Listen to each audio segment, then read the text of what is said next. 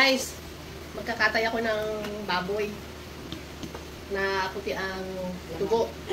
Pang Marinduque itong langka na ito galing sa puno ni Kaputol. Dala ko galing Marinduque.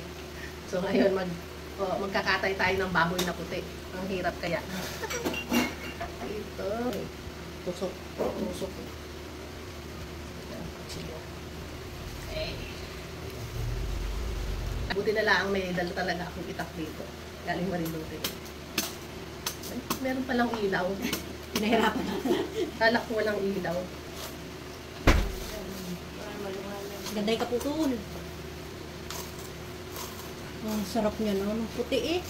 Malunod ang ano niya. Malunod siguro ito. Galing kay Kaputol na ano to eh.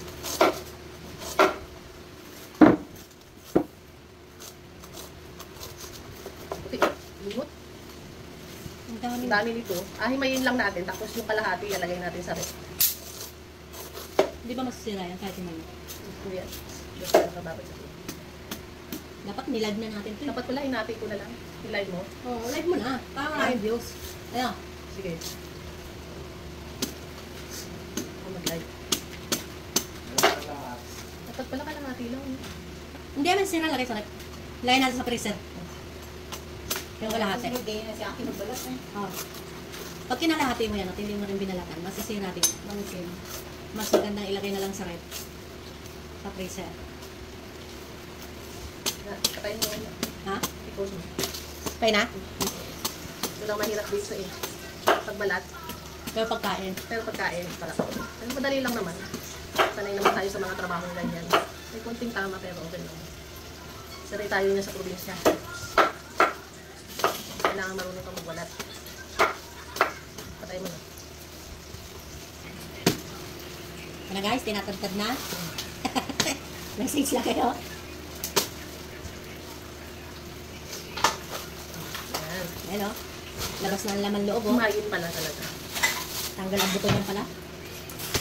Sakto lang, katagaan. Hindi maganda yan pag may buto. Ganda, kasagaran.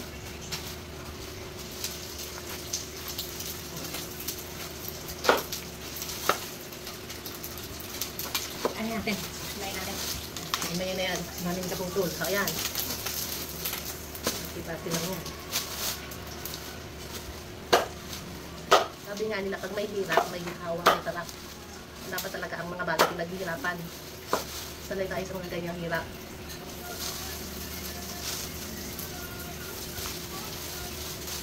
Ako yan na yun. Ang lumugin.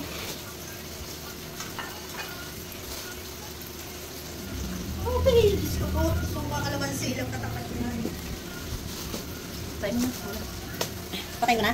Diretso? Pause lang? Sige. Lang yan. Tapos iharap mo dito, sa banda rin. Yan. Yan, sa ginagawa namin. Kaya?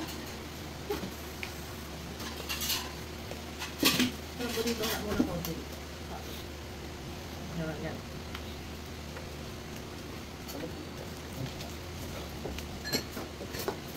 Ilabas mo yung ano ka.